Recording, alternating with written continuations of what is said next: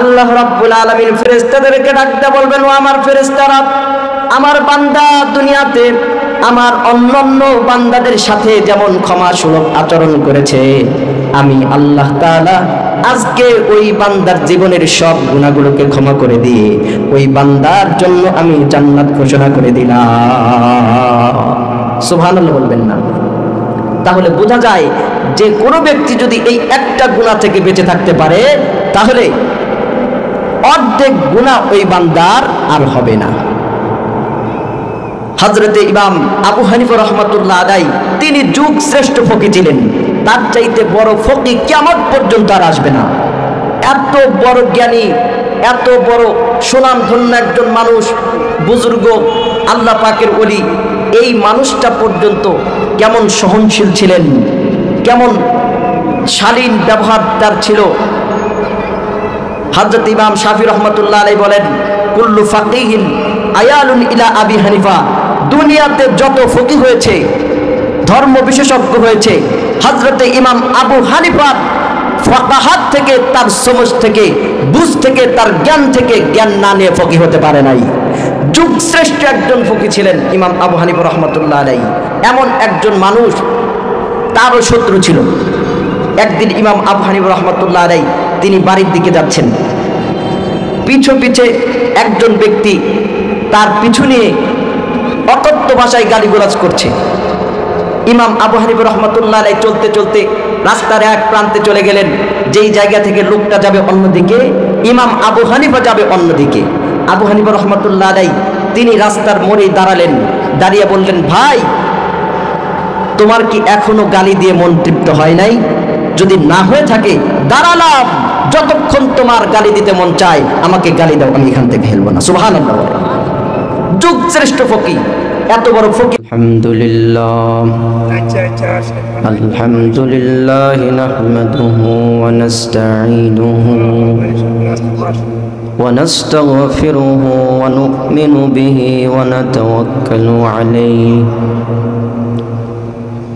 ওয়া নাউযু বিল্লাহি মিন শুরুরি আনফুসিনা ওয়া মিন সাইয়্যাতি আ'মালিনা।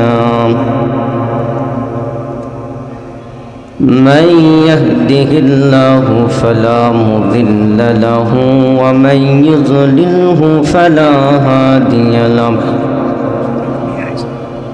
وأشهد أن لا إله إلا الله وحده لا شريك له ونشهد أن سيدنا ونبينا وشفيعنا ومولانا محمدا عبده ورسوله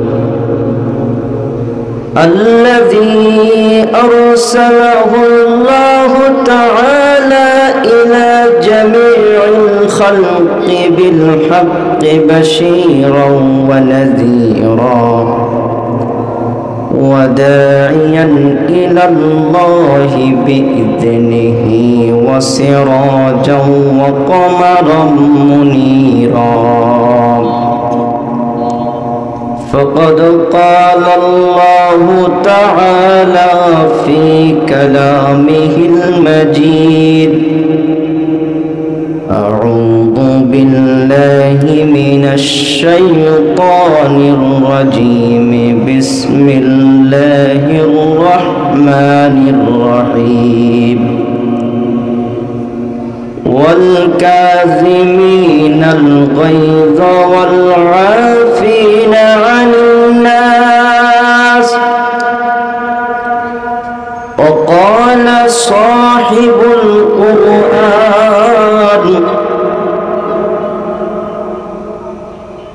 عن أبي هريرة رضي الله عنه قال: إن رجلا قال لرسول الله صلى الله عليه وسلم: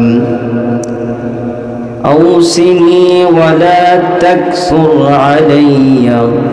قال: لا تغضب أو كما قال النبي صلى الله عليه وسلم صلى الله تعالى وعلى آله وأصحابه وبارك وسلم تسليما كثيرا كثيرا.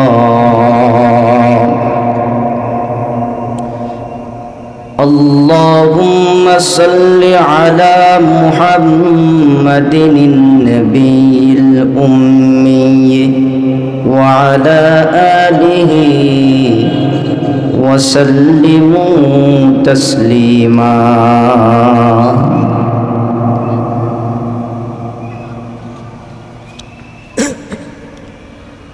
বাইতুন নাজাত জামে মসজিদ কর্তৃক আয়োজিত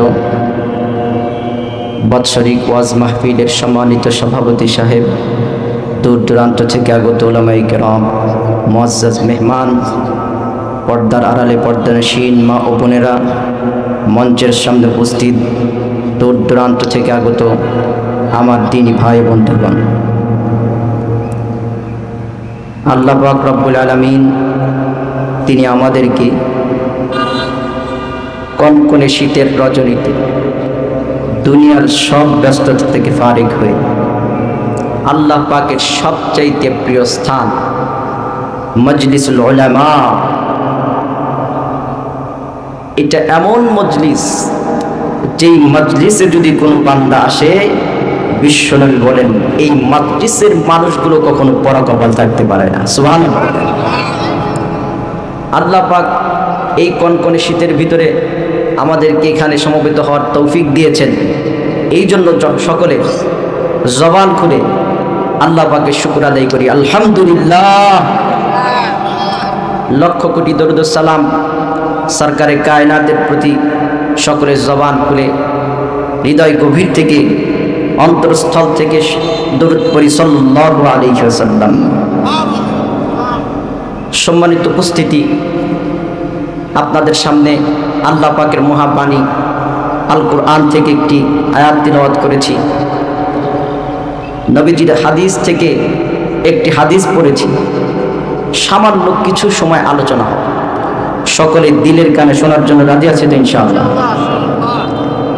তিলাওয়াত কিন্তু আয়াতে কারিমার মধ্যে আল্লাহ পাক রব্বুল আলামিন তিনি সবচাইতে উত্তম মানুষ কারা, সবচাইতে উত্তম মুসলমান কারা, এইটার পরিচয় রব্বুল আলামিন তুলে ধরেছেন। আল্লাহ পাক বলেন সবচাইতে নিরেট মুসলমান, দামি মুসলমান আল্লাহ পাকের কাছে তারা যারা নিজেদের রাগকে হজম করে ফেলে মানুষকে ক্ষমা করে দেয়। বিশ্বনবী সাল্লাল্লাহু আলাইহি ওয়াসাল্লাম হাদিসে পাকের মধ্যে বলেন, একজন ব্যক্তি রাসূলুল্লাহর দরবারে আসছে, এসে রাসূলুল্লাহকে বলতেছেন, ইয়া রাসূলুল্লাহ, আপনি আমাকে কিছু নসিহত করেন। এই নসিহত করবেন সংক্ষিপ্ত, বেশি যেন না হয়। এই লোকটা নবীজিকে এসে বোঝাচ্ছেন, ইয়া রাসূলুল্লাহ আমাকে কিছু নসিহত করুন, আবার সাথে সাথে নবীজিকে নির্দেশ করছেন যে আমাকে নসিহত করবেন সংক্ষিপ্ত, বেশি যেন না হয়। নবীজি ছোট্ট করে একটা নসিহত তার জন্য করে দিলেন, লা তাগজাব, কখনো রাগান্বিত হবে না। যেই ব্যক্তি রেগেছে সেই ব্যক্তি হেরেছে। হাদিসে পাকের মধ্যে নবীজি সাল্লাল্লাহু আলাইহি সাল্লাম সুন্দর করে বলেন, وعن أبي هريرة رضي الله عنه قال إن رجلا قال لرسول الله صلى الله عليه وسلم أوصني ولا تكثر علي قال لا تغضب। নবীজির দরবারে একজন ব্যক্তি উপস্থিত, আল্লাহর নবীকে ডাক দিয়ে বলতেছি, ইয়া রাসূলুল্লাহ আপনি আমাকে কিছু নসিহত করুন। ইয়া রাসূলুল্লাহ নসিহত করবেন, কিন্তু নসিহত যেন বেশি না হয়। এই লোকটা নবীজিকে নসিহত করতে বলেন, আবার নসিহত সংক্ষিপ্ত করতে বলেন। আল্লাহর নবী লোকটার কথাতে মনক্ষুণ্ণ না হয়ে ছোট্ট একটা নসিহত করে দিয়ে, লা তাকজাব, জীবনে কখনো রাগান্বিত হবে না। এই জন্য রাসূলুল্লাহ জীবনে কখনো রাগান্বিত হন নাই। মহা রাগান্বিতর স্পট, আল্লাহর নবী কখনো নিজেকে রাগান্বিত করেননি। এটা আবার কেমন কথা? একজন মানুষের ভিতরে রাগ আছে না নাই? নবীজি একদিন মসজিদে নববীর ভিতরে বসে আছেন, সাহাবায়ে কেরাম চতুর্দিক দিয়ে বসে আছেন। গ্রাম্য একজন সাহাবী মসজিদে নববীর ভিতরে ঢুকলো।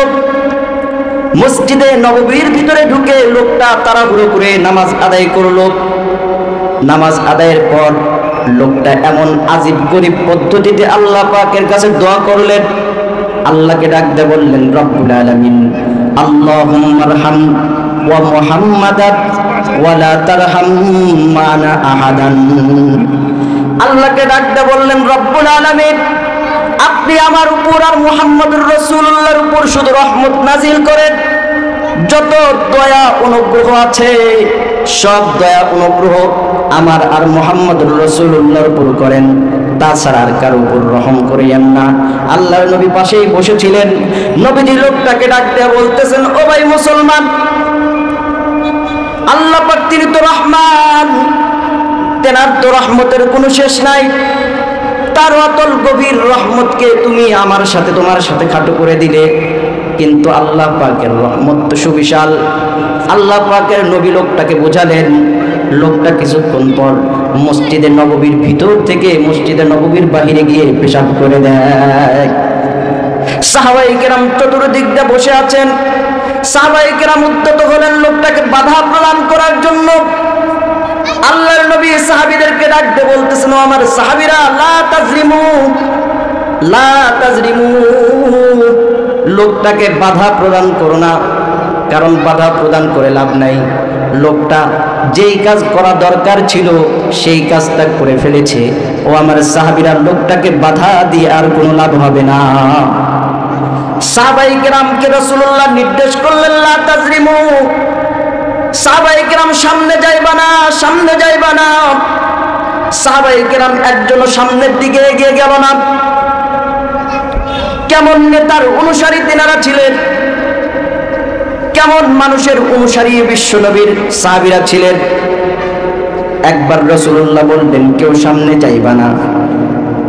অনেক সাহাবী মসজিদে নববীর ভিতরে বসা, একজন সাহাবীও সামনের দিকে উদ্যত হলো না। আমাদের জামানাতে যদি কোনো মানুষ সরকারি কর্মকর্তা হয়, সরকারের ঊর্ধ্বতম কর্মকর্তা থেকে নিচ পর্যন্ত তাদের কাছে দেখবেন চেলা পান্ডা অনেকগুলো থাকে কি থাকে না? এমন চেলা পান্ডাদেরকে যদি নেতা যদি বলতো সামনের দিকে পারবা না, সামনের দিকে যাইবা না, তাহলে দেখতেন এই চেলাগুলো নেতার অন্তরে ভালোবাসা জোগানোর জন্য, মহাব্বত জোগানোর জন্য দেখতেন চেলা পান্ডাগুলো গিয়ে কথাটাকে মানত না, বরং ওই লোকটাকে বাধা দিত কিনা। কিন্তু আল্লাহর নবীর সাহাবীরা নবীর কথা শোনার পরে আর বাধা দেন নাই।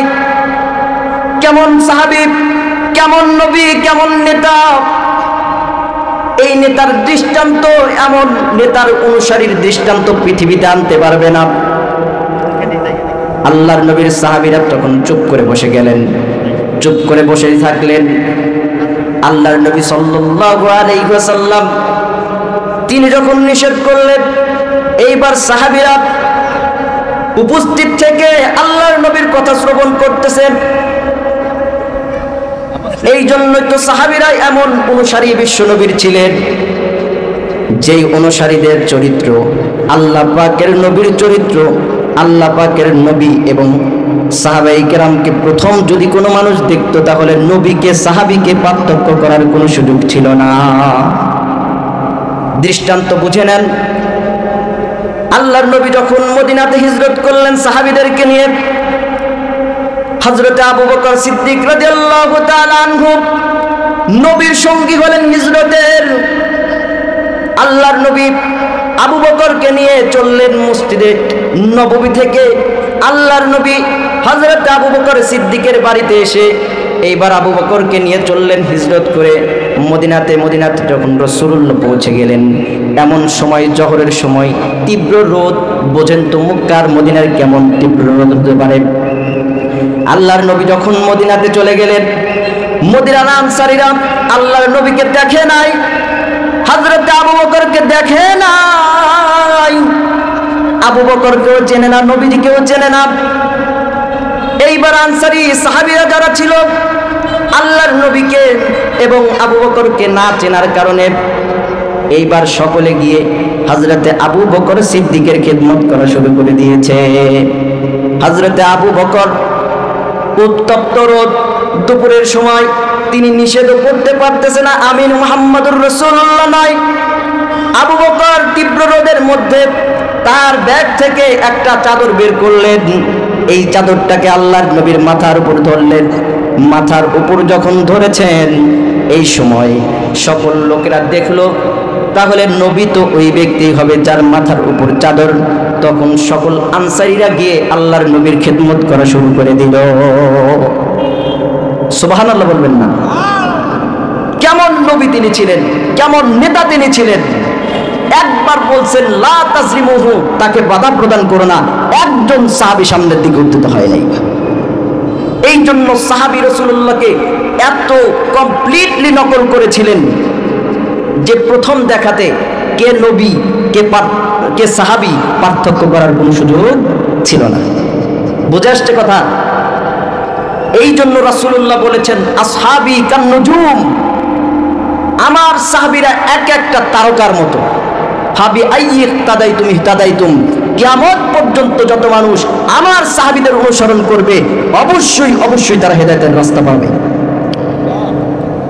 আল্লাহ পাক তো সাহাবীদের সম্পর্কে বলেই দিয়েছেন রাদিয়াল্লাহু আনহুম ওয়া রাদু আন, যাদের প্রতি আল্লাহ পাক রব্বুল আলামিন নিজে খুশি, যারা আল্লাহ পাকের প্রতি খুশি, এমন মানুষগুলো জান্নাতি হওয়ার ব্যাপারে কোনো সন্দেহ আছে? কথা বলেন। নবীজি শুধু একবার বলছেন লা তাজরিমুহু, বাধা দিও না, একজন সাহাবী উদ্যত হয় নাই। আল্লাহর নবীর জীবনে নবীজি রাগ বলতে কি কখনো করেন নাই। এখন বলবেন রাসূলুল্লাহর ভিতরে রাগ ছিলই না। রাসূলুল্লাহর ভিতরে কি রাগ ছিল না? বিশ্ব নবীর ভিতরে রাগ ছিল, কারণ রাগ আল্লাহ পাক রব্বুল আলামিন প্রত্যেক মানুষকে সত্তাগতভাবে দিয়েছেন। কিন্তু কোনো মানুষের কন্ট্রোলে থাকে, আবার কোনো মানুষের কন্ট্রোলে থাকে না। রাগ যদি কখনো কোনো মানুষের কন্ট্রোলে না থাকে, তখন এই রাগের মধ্যে অনেক গুনাহ হয়। রাগের মাধ্যমে হতে পারে অহংকার, হতে পারে হিংসা, বিদ্বেষ, শত্রুতা, এত ধরনের গুনাহ হয়। এত ধরনের গুনাহ থেকে বাঁচার জন্য শুধু রাগ থেকে বাঁচলেই হবে। কোনো ব্যক্তি যদি শুধু রাগ থেকে বেঁচে যায়, জীবনের অর্ধেক গুনাহ থেকে সেই ব্যক্তি বেঁচে যাবে। সুবহানাল্লাহ বলেন। এই জন্য কেমন হওয়া দরকার মানুষের? হযরতে ইমাম আবু হানিফা রাহমাতুল্লাহ আলাইহি, তিনি একদম হালিম মানুষ ছিলেন, সহনশীল একজন মানুষ ছিলেন, ধৈর্য ধারণকারী ব্যক্তি ছিলেন। কোনো ব্যক্তি যদি রাগ করা থেকে নিজেকে বিরত রাখে, এই লোকটাকে আল্লাহ পাক রব্বুল আলামিন হতে পারে জান্নাত প্রদান করবেন। আল্লাহর নবী একদিন সাহাবীদেরকে বলতেছেন, ও আমার সাহাবীরা, কিয়ামতের ময়দান যখন কায়েম হয়ে যাবে, এমত অবস্থায় আল্লাহ পাকের দরবারে একজন মানুষকে আল্লাহ রব্বুল আলামিন উপস্থিত করবেন। রব্বুল আলামিন ডাক দিয়ে বলবেন, ও আমার ফেরেশতারা, ওই বান্দার আমলনামা দেখো, ওই বান্দার আমলনামা চেক করো, তার আমলনামাতে কি কি নেকি আছে। এইবার ফেরেশতারা ওই বান্দার আমলনামা চেক করতে থাকবে, চেক করে দেখবে বান্দার আমলনামায় কোনো গ্রহণযোগ্য নেকি নাই। ফেরেশতারা এইবার ডাক দিয়ে কইব, রব্বুল আলামিন, ওই বান্দার আমলনামায় কোনো গ্রহণযোগ্য নেকি নাই, ওই বান্দা বেশি নফল ইবাদত করে নাই, বেশি ফরজ ইবাদত করে নাই, কিন্তু রব্বুল আলামিন একটা ইবাদত আছে। আল্লাহ ডাক দিয়ে বলবেন, ও আমার ফেরেশতারা, ওই বান্দার আমলনামায় কি ইবাদত সেইটা। ফেরেশতারা ডাক দিয়ে বলবেন, রব্বুল আলামিন, দুনিয়াতে এই বান্দার উপর যদি কোনো মানুষ রাগ করত, ওই বান্দার কোনো ক্ষতি করত, লোকটা তার ক্ষতি করত না, তাকে ক্ষমা করে দিত। আর যদি কোনো মানুষের কাছে সম্পদ পাইতো, লোকটা এসে আদায় করত, অপারগতা প্রকাশ করত, সাথে সাথে ওই লোকটা তাকে ক্ষমা করে দিত।